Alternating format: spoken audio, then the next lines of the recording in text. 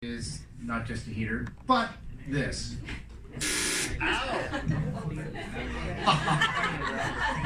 All right. I love gimmicky things. I think I'm a gimmicky thing. Oh, okay. That was a very lovely tribute to Patrick.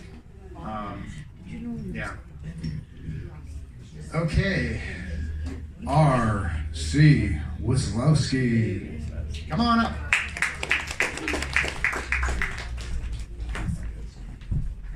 I'm taking this way out of interest. Hi. Hi. Hi is a good response. Hi. Hi. Nice to have you here. Congratulations to Steve on the brand new book. Yeah.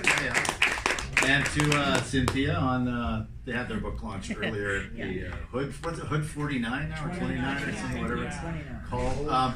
Old Cottage Bistro. But it reminded me the first, I think, the two first poetry events, if that makes sense, that I saw in Vancouver. One was seeing Patrick Lane read at Deer Lake Park, long time ago. And then before I was even involved in any poetry, I saw Steve, Rodney DeCrew, and Andrew Lithgow when they were the Platypus Poet Society.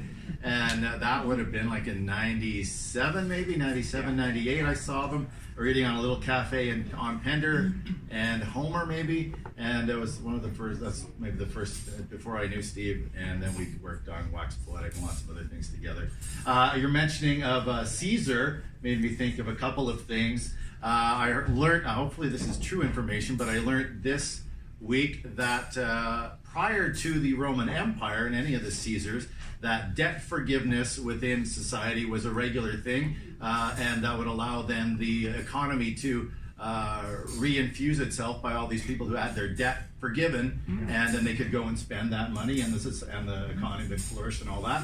And that the Roman Empire was the first society after a long time, bless you Candace, after a long time, turned that policy over, and it was one of the reasons apparently for the beginning of the fall of the Roman Empire. And I only mention that because they talk a lot now about debt forgiveness being a thing, should be in policy in the States and in Canada, and maybe that's a good idea to do that for people to get their money back. Also, it made me think of a dirty haiku that I have regarding Caesar, and here it is.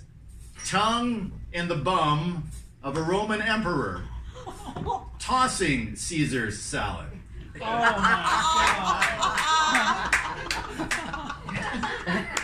we were referencing. Yeah, so it all comes back full circle.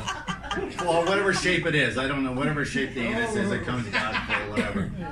And since it was daylight savings time, or saving time, I always say savings, but it's saving time, daylight saving time last night, this morning, I thought of this old poem about clocks and time that I had, and this is the very first time, I'm ever reading off. It is literally the first time I'm reading off of a poem off a phone ever.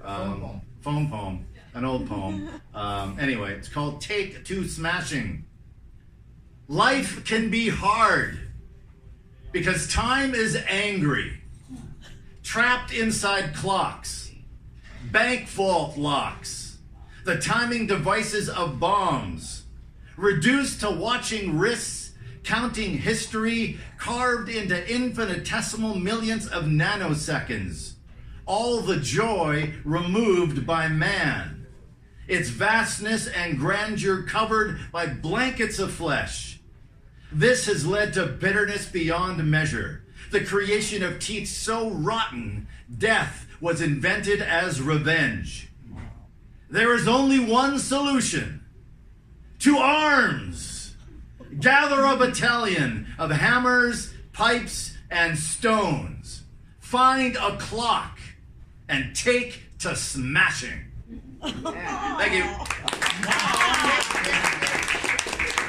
I would try a cylindrical device. Okay, open. Oh, you could do it. I don't. More money! More money. And a toy. And a toy. It looks like $50. Oh no.